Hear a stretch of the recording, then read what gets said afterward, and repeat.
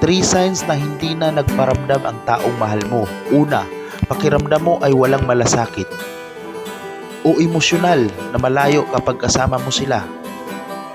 Ang mga sandali na minsan ay nagdudulot ng kagalakan o kaguluhan ngayon